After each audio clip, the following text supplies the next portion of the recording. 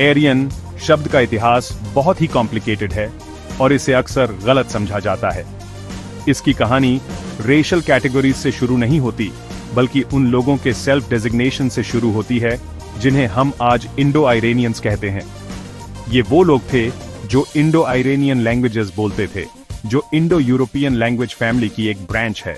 ये linguistic connection एक shared origin की ओर इशारा करता है, जो शायद यूरेशिया के स्टेप्स में कहीं था। एरियन शब्द प्रोटो इंडो आयरेनियन शब्द से आया है, जिसका मतलब शायद नोबल या ऑनरेबल था। यह सेल्फ आइडेंटिफिकेशन का एक शब्द था, जिसका इस्तेमाल खुद को आउटसाइडर्स से अलग करने के लिए किया जाता था, जिन्हें कहा जाता था। हालांकि यह अंतर कल्चरल और लिंग्विस्टिक था, न कि किसी परसीव्ड बायोलॉजिकल सुपीरियोरिटी पर आधारित। ये शुरुआती एरियंस पास्टरल लोग थे, जिनका जीवन नेचर के रिदम्स और अपने हर्ड्स के माइग्रेशन के साथ जुड़ा हुआ था। इंडियंस और आयरानियंस दोनों के सबसे पुराने रिलीजियस टेक्स्ट्स वेदास और अवेस्टा में एरियन शब्द का इस्तेमाल एक एथनोकल्चरल मार्कर के रूप में दिखाई देता है। ये टेक्स्ट्स, जो संस्कृत और अवेस्टन के शुरुआती रूपों में लिखे गए हैं, इन शुरुआती एरियन सोसाइटीज के बिलीफ्स, प्रैक्टिसेस और सोशल स्ट्रक्चर्स की झलक दिखाते हैं। ये shared pantheon of gods, common rituals और सिमिलर सोशल हायरार्कीज के बारे में बताते हैं। अपने ओरिजिनल कॉन्टेक्स्ट में एरियन शब्द एक शेयर्ड कल्चरल और लिंग्विस्टिक हेरिटेज को दर्शाता है। ये उस समय की बात करता है जब आज के इंडियंस, आयरेनियंस और कई यूरोपियन पॉपुलेशंस के एंसेस्टर्स एक दूसरे के करीब रहते थे। उनकी लैंग्वेजेस और कल्चर्स अभी भी क्लोजली इंटरट्वाइंड थी। हालांकि इस शेयर्ड पास्ट को एक मोनोलिथिक आइडेंटिटी समझने की गलती नहीं करनी चाहिए। इन शुरुआती दौर में भी अलग अलग कल्चरल प्रैक्टिसेस और रिलीजियस बिलीफ्स डेवलप हो रहे थे। अपना घर का आइडिया इंसान के दिल में बहुत गहरी बैठ जाती है, और इंडो ईरानियंस भी इससे अलग नहीं थे। जो लोग खुद को आर्यन मानते थे, उनके लिए दो जगह बहुत खास थी, इंडिया में आर्यावर्ता और ईरान में एरियानम बेजा। यह सिर्फ जगह नहीं थी, इनका कल्चरल और स्पिरिचुअल पर्पस बहुत गहरा था। पुराने इंडियन टेक्स्ट्स में आर्यावर्ता, जिसका पर्पस है आर्यंस का घर, अक्सर नॉर्थ इंडियन प्लेन्स को कहा जाता था। यह इलाका, जो नॉर्थ में हिमालयास और साउथ में विंध्या माउंटेन्स से घिरा था, पवित्र माना जाता था और वैदिक कल्चर का केंद्र था। इसी फर्टिल जमीन पर ऋग्वेदा, जो सबसे पुराना वेदा है, के हिम्स लिखे गए और रिचुअल्स और प्रैक्टिसेस शुरू हुए, जिनसे हिंदुइज्म बना। पुराने ईरान के ज़ोरोएस्ट्रियन ट्रेडिशन में एरियानम बेजा को मिथिकल होमलैंड माना जाता था, जिसका पर्पस है आर्यंस का विस्तार। हालांकि इसकी एग्जैक्ट लोकेशन पता नहीं है, लेकिन अक्सर इसे सेंट्रल एशिया में माना जाता है, जहां स्कॉलर्स के हिसाब से इंडो ईरानियन लोग पहले रहते थे। इसे स्वाग जैसा बताया गया है, जहां पहला इंसान रहा और जहां से ज़ोरोस्ट्रियन धर्म फैला। आर्यावर्ता और एरियानम बेजा के ये आइडियाज दिखाते हैं कि आइडेंटिटी बनाने में ज्योग्राफी कितनी इंपॉर्टेंट है। ये सिर्फ रहने की जगह नहीं थी, इन्हें अपनी सिविलाइजेशंस का क्रेडल माना जाता था, जिनमें रिलीजियस और कल्चरल सिग्निफिकेंस थी। अपने होमलैंड की लॉन्गिंग, एक ऐसी जगह जहां का कल्चर और बिलीफ्स जुड़ हो, एक स्ट्रॉन्ग ह्यूमन सेंटिमेंट है, और ये पुराने आइडियाज आज भी रेलेवेंट हैं। हालांकि आर्यन शब्द एक साझा इंडो ईरानी अतीत से आया है, इसका इस्तेमाल और विकास भारत और ईरान में अलग अलग रास्तों पर चला। इन बारीकियों को समझना इस शब्द की एक पक्षीय और अक्सर गलत व्याख्याओं को दूर करने के लिए जरूरी है। प्राचीन भारत में आर्यन शब्द मुख्य रूप से वैदिक संस्कृत बोलने वालों और वैदिक सांस्कृतिक मानदंडों का पालन करने वालों से जुड़ा था। यह कोई नस्लीय श्रेणी नहीं थी, बल्कि वंश, भाषा और धार्मिक प्रथाओं पर आधारित एक गतिशील सामाजिक पदनाम था। समय के साथ जैसे जैसे वैदिक संस्कृति पूरे भारतीय उपमहाद्वीप में फैली, आर्यन शब्द ने धीरे धीरे अपनी भौगोलिक विशिष्टता खो दी। प्राचीन ईरान में आर्यन ज़ोरोस्ट्रियनवाद के उदय के साथ घनिष्ठ रूप से जुड़ा हुआ था।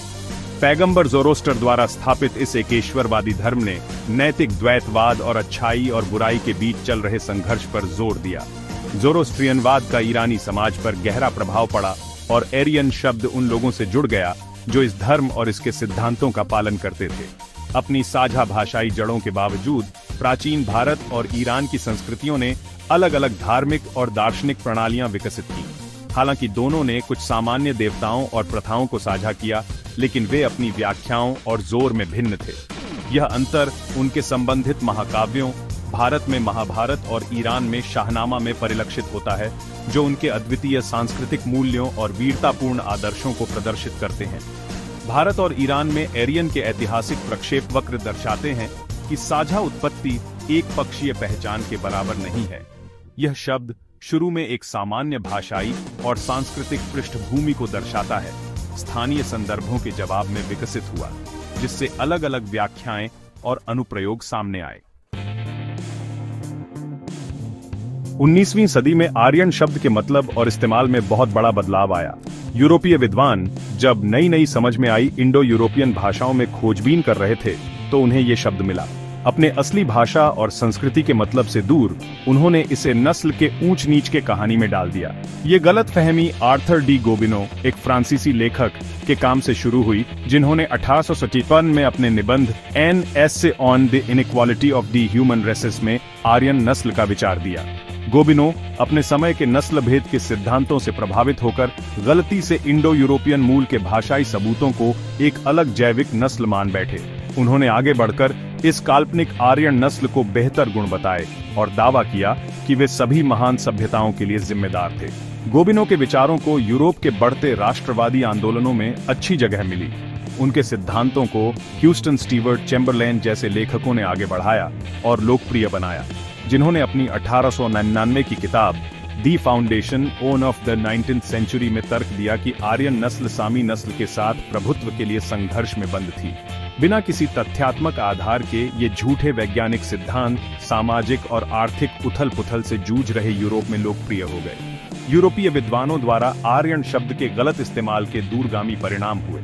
इसने एक खतरनाक विचारधारा की नींव रखी, जिसके 20वीं सदी में विनाशकारी परिणाम हुए। एक भाषाई शब्द को नस्लीय श्रेणी में बदलकर इन लेखकों ने नस्लवाद और भेदभाव के लिए एक झूठा वैज्ञानिक औचित्य प्रदान किया, जिसके प्रभाव आज भी महसूस किए जाते हैं।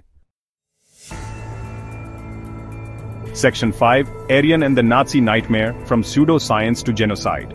नाजी जर्मनी की आइडियोलॉजी और एक्शंस में आर्यन शब्द का गलत इस्तेमाल अपनी टेरिबल चरम पर पहुंच गया। 19वीं सदी के रेशियल थिंकर्स के बिग डे ह्यू थ्योरीज से सीखते हुए नाजीज ने आर्यन रेस को अपने वर्ल्ड व्यू के एक केंद्र में रखा और रेशियल सुपीरियरिटी की एक झूठी स्टोरी बनाई, जो उनके जेनोसिडल क्राइम्स को जस्टिफाई करती थी। नाजीज के लिए आर्यन सिर्फ एक लिंग्विस्टिक या कल्चरल ग्रुप नहीं था, ये एक अलग बायोलॉजिकल रेस थी, जिसको सुपीरियर फिजिकल, इंटेलेक्चुअल और मॉरल क्वालिटीज से नवाजा गया था। वो कहते थे कि ये मास्टर रेस सारे ग्रेट सिविलाइजेशंस के लिए रिस्पॉन्सिबल थी और इंफीरियर रेसेस, स्पेशली जूज, रोमा और स्लाव्स के एग्जिस्टेंस से थ्रेटन थी। लगातार प्रोपेगेंडा के थ्रू फैलाई गई ये गलत आइडियोलॉजी जर्मन सोसाइटी में घुस गई और माइंड्स को हेट्रेड और डिस्क्रिमिनेशन से पॉइजन दे दिया। इस रेशियल आइडियोलॉजी के रिजल्ट्स बहुत ही टेरिबल थे। नाजी रेजिम द्वारा अनडिजायरेबल माने जाने वाले लाख्स ऑफ इनोसेंट पीपल को सिस्टमैटिकली परसिक्यूटेड गया, इम्प्रिजन्ड किया गया और हॉलोकॉस्ट में किल दिया गया। कॉन्सेंट्रेशन कैंप्स की दहशत, रेशियल हेट्रेड की डेंजर्स और पॉलिटिकल पर्पस के लिए हिस्ट्री और लैंग्वेज को मैनिपुलेट करने के रिजल्ट्स की एक स्टार्क रिमाइंडर सर्व्स एज है। नाजी का आर्यन का यूज पॉलिटिकल एजेंडास को फुलफिल करने के लिए हिस्टोरिकल और लिंग्विस्टिक ट्रूथ्स को डिस्टॉर्ट करने के टेरिबल रिजल्ट्स को डेमोन्स्ट्रेट्स है। उनके actions critical thinking, historical awareness और हर तरह की रेसिज्म और डिस्क्रिमिनेशन से फाइटिंग की कमिटमेंट की जरूरत की एक चिलिंग रिमाइंडर दिलाते हैं। हॉलोकॉस्ट की दहशत एक स्टार्क रिमाइंडर सर्व्स है कि शब्द उनमें पावर होती है और लैंग्वेज की मैनिपुलेशन के डेडली कॉन्सिक्वेंसेस हो सकते हैं। छठा भाग, सटीकता की ओर, इंडो आयरानियन की तरफ बदलाव। दूसरे विश्व युद्ध और होलोकॉस्ट की भयावहता के बाद आर्यन शब्द नाजी विचारधारा के साथ अपने जुड़ाव के कारण पूरी तरह से कलंकित हो गया। विद्वानों ने इस जहरीली विरासत से खुद को दूर करने की आवश्यकता को समझते हुए आर्यन को एक अकेले शब्द के रूप में इस्तेमाल करना छोड़ दिया। इंडो ईरानियन शब्द एक अधिक सटीक और निष्पक्ष विकल्प के रूप में प्रमुखता से उभरा।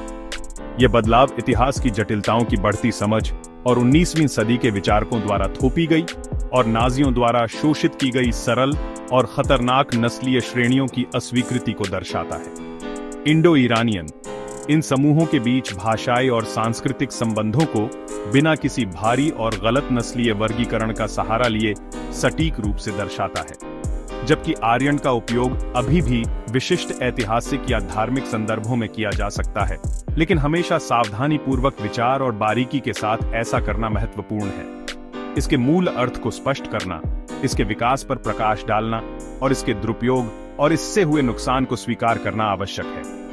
इंडो ईरानियन की ओर बदलाव शिक्षा जगत, और उससे आगे भाषा में अधिक संवेदनशीलता और सटीकता की ओर एक व्यापक प्रवृत्ति का प्रतिनिधित्व करता है। ये इस बात की स्वीकृति है कि शब्दों में शक्ति होती है और उनका जिम्मेदारी से उपयोग करना महत्वपूर्ण है, खासकर जब जटिल और संवेदनशील ऐतिहासिक मुद्दों से निपटते हैं। 7वां भाग, आर्यन पुनरुत्थान, ईरान में राष्ट्रवाद और पहचान। जबकि दूसरे विश्व युद्ध के बाद पश्चिम में आर्यन शब्द वर्जित हो गया, 20वीं सदी के दौरान खासकर ईरान में इसका फिर से उदय हुआ। यह पुनरुत्थान ईरानी राष्ट्रवाद और इस्लाम से पहले की जड़ों और एक अलग सांस्कृतिक पहचान पर जोर देने की इच्छा से जुड़ा था। 1925 से 1941 तक रेजा शाह पहलवी के शासनकाल के दौरान राष्ट्रीय एकता की भावना को बढ़ावा देने और पहलवी वंश को वैध बनाने के लिए आर्यन शब्द का इस्तेमाल किया गया था। रेजा शाह ने आर्यन अतीत में ईरानी पहचान का एक शक्तिशाली प्रतीक देखा, जो अरब और पश्चिमी दोनों प्रभावों से अलग था। इसने इस्लाम पूर्व ईरानी इतिहास और संस्कृति में एक नई रुचि पैदा की। आर्यन शब्द का इस्तेमाल एक गौरवशाली अतीत को जगाने और राष्ट्रीय गौरव की भावना को बढ़ावा देने के लिए किया गया। आर्यन पहचान पर यह जोर रेजा शाह के बेटे मोहम्मद रेजा पहलवी के तहत भी जारी रहा, जिन्होंने 1941 से 1979 तक शासन किया। उन्होंने भारत, पाकिस्तान और अफगानिस्तान के साथ एक आर्यन भाईचारे का भी प्रस्ताव रखा, जिसमें इस क्षेत्र की साझा सांस्कृतिक और भाषाई विरासत पर जोर दिया गया। हालांकि इस दृष्टिकोण को मिली-जुली प्रतिक्रियाएं मिलीं, क्योंकि अन्य राष्ट्रों के इस शब्द और इसके निहितार्थों के साथ अपने जटिल रिश्ते थे। ईरानी मामला इस बात पर प्रकाश डालता है कि कैसे एक शब्द जो ऐतिहासिक बोझ से लदा हुआ है और गलत व्याख्या के लिए खुला है, विशिष्ट राजनीतिक और वैचारिक उद्देश्यों की पूर्ति के लिए इस्तेमाल किया जा सकता है, जबकि इरादा पहचान और गर्व की भावना को पुनः प्राप्त करने का हो सकता है। ऐसे भरे हुए शब्द के इस्तेमाल से अनिवार्य रूप से हानिकारक रूढ़ियों और विभाजनों को बनाए रखने का जोखिम होता है। Section 8, Arya in religious thought from nobility to spiritual attainment. अपने एथनो-कल्चरल और पॉलिटिकल कॉनोटेशंस के अलावा आर्य शब्द अपनी अलग अलग स्पेलिंग्स में कई ईस्टर्न रिलीजियस और फिलोसॉफिकल ट्रेडिशंस में इंपॉर्टेंट मीनिंग रखता है। इन इंटरप्रिटेशंस को समझना टर्म के डाइवर्स यूसेज का एक कॉम्प्रिहेंसिव व्यू के लिए बहुत जरूरी है। हिंदुइज्म में आर्य एक स्पेसिफिक ग्रुप के साथ अर्ली वैदिक एसोसिएशन से इवॉल्व होकर नोबिलिटी, वर्च्यू और राइचस कंडक्ट के ब्रॉडर कॉन्सेप्ट्स को इनकम्पस करता है। यह एक एडजेक्टिव बन गया जो एक फिक्स्ड आइडेंटिटी के बजाय क्वालिटीज को डिस्क्राइब करता है। भगवद गीता, एक सेंट्रल हिंदू स्क्रिप्चर, एम्फसाइज करती है कि आर्य बर्थ से नहीं बल्कि किसी के एक्शंस और धर्मा यानी कॉस्मिक ऑर्डर के पालन से डिटरमिन्ड होता है। बुद्धिज्म, जो इंडियन सबकॉन्टिनेंट से इमर्ज हुआ, ने भी आर्य शब्द को अडॉप्ट किया। हालांकि इसने एक डिस्टिंक्ट मीनिंग लिया जो उन लोगों को सिग्निफाई करता है जिन्होंने स्पिरिचुअल एनलाइटमेंट के पैथ पर चलना शुरू कर दिया है। 4 नोबल ट्रूथ्स, बुद्धिज्म की फाउंडेशनल टीचिंग्स, को अक्सर 4 आर्या ट्रूथ्स के रूप में रेफर किया जाता है, जो सफरिंग से लिबरेशन चाहने वालों के लिए उनके सिग्निफिकेंस को हाईलाइट करता है। जैनिज्म, एक और एंशिएंट इंडियन रिलीजन, आर्या का यूज उन लोगों को डिनोट करने के लिए करता है जिन्होंने high level of spiritual development attain कर लिया है। ये इंडिविजुअल्स जिन्होंने वर्ल्डली अटैचमेंट्स को त्याग दिया है, अपनी विजडम, कंपैशन और नॉन वायलेंस के पालन के लिए रिवर्ड हैं। आर्य के ये रिलीजियस इंटरप्रिटेशंस टर्म की फ्लूइडिटी और ओरिजिनल एथनो कल्चरल कॉनोटेशंस को ट्रांसेंड करने की इसकी कैपेसिटी को डेमोन्स्ट्रेट करते हैं। इन कॉन्टेक्स्ट में आर्य लिनिएज या एथनिसिटी के बारे में कम और वर्च्यूज को एम्बॉडी करने, स्पिरिचुअल ग्रोथ की तलाश करने और अंततः लिबरेशन प्राप्त करने के बारे में ज्यादा हो जाता है। भाग 9, उपसंहार, झूठी कहानी तोड़ना, इतिहास समझना। आर्य शब्द की कहानी एक पेचीदा और चेतावनी भरी कहानी है, जो भाषा के बदलते स्वरूप और शब्दों को उनके ऐतिहासिक और सांस्कृतिक संदर्भों से अलग करने के खतरों को रेखांकित करती है। यह कहानी है कि कैसे एक साधारण शब्द जो साझा वंश और सांस्कृतिक प्रथाओं का प्रतीक है, उसे तोड़ा मरोड़ा जा सकता है, उसका गलत इस्तेमाल किया जा सकता है और अंततः नस्लवाद, भेदभाव और नरसंहार को सही ठहराने के लिए हथियार बनाया जा सकता है।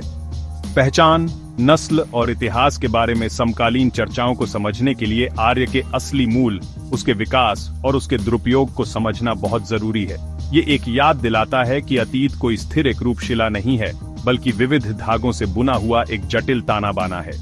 इस जटिलता से जुड़कर हम हानिकारक मिथकों को तोड़ना शुरू कर सकते हैं और अपनी साझा मानवीय कहानी की अधिक सटीक और सूक्ष्म समझ बना सकते हैं। जैसे जैसे हम आगे बढ़ते हैं, आर्य जैसे शब्दों को संवेदनशीलता, सूक्ष्मता और ऐतिहासिक सटीकता के प्रति प्रतिबद्धता के साथ देखना आवश्यक है। हमें अतीत की गलतियों से सीखना चाहिए, नस्लीय अनिवार्यता के खतरों को पहचानना चाहिए और ऐसी दुनिया बनाने का प्रयास करना चाहिए जहां हानिकारक रूढ़ियों या बहिष्करणकारी विचारधाराओं का सहारा लिए बिना पहचान को उसकी विविधता में मनाया जाए। इतिहास की जटिलताओं को समझने और स्वीकार करने के माध्यम से ही हम एक अधिक न्याय संगत और न्यायपूर्ण भविष्य का निर्माण